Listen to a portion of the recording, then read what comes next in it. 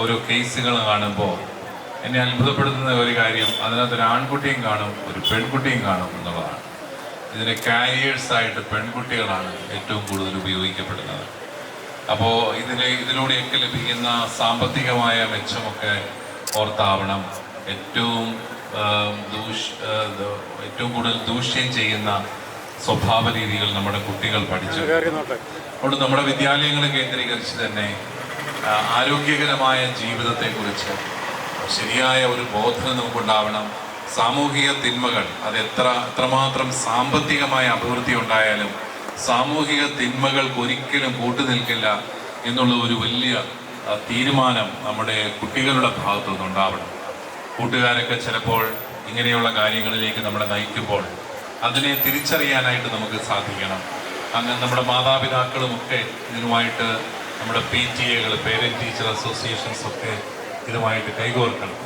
നമ്മുടെ ഈ ഗവൺമെൻറ് വന്നതിൽ പിന്നെ ആഭ്യന്തരമന്ത്രി പ്രഖ്യാപിച്ച ഓപ്പറേഷൻ തൂഫാൻ അത് എത്രമാത്രം ഇഫക്റ്റീവായിട്ട് പോകുന്നുണ്ടെന്ന് നമ്മൾ കാണുമ്പോഴും ഈ ഒരു മാസം തന്നെ ബഹുമാനപ്പെട്ട അച്ഛൻ പറഞ്ഞ പോലെ 3000-ലധികം കേസുകൾ രജിസ്റ്റർ ചെയ്യുന്ന പറയുമ്പോൾ ഇതുവരെ രജിസ്റ്റർ ചെയ്യേണ്ടിയിരുന്ന കേസുകൾ എത്രയായിരുന്നു എന്നുള്ളത് നമ്മളെ ഭയപ്പെടുത്തുകയാണ്.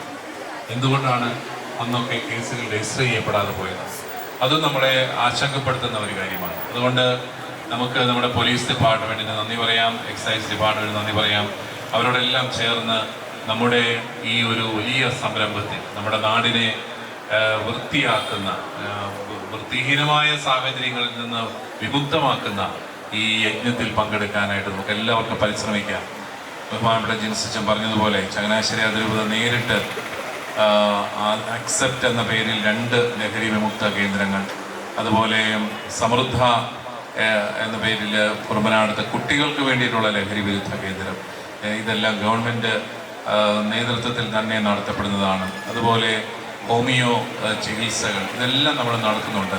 എങ്കിലും ഇതിനെ പ്രതിരോധിക്കാൻ നമ്മുടെ ഓരോരുത്തരുടെയും ഇച്ഛാശക്തിയാണ് ഏറ്റവും പ്രധാനമായിട്ടുള്ളത്. അതിന് നിങ്ങൾക്ക് സാധിക്കട്ടെ എന്ന് ആശംസിക്കുന്നു. ഈ ദിനാചരണം ഒരു ദിവസത്തെ പരിപാടികളിൽ ഒതുങ്ങാതെ ശരിയായ ബോധ്യങ്ങളിലേക്ക് നയിക്കാൻ ഇടയാകട്ടെ എന്ന് പ്രാർത്ഥിക്കുകയും ചെയ്യുന്നു. വളരെ സന്തോഷപൂർവ്വം ഈ ഒരു പരിപാടി ഞാൻ ഉദ്ഘാടനം ചെയ്യും.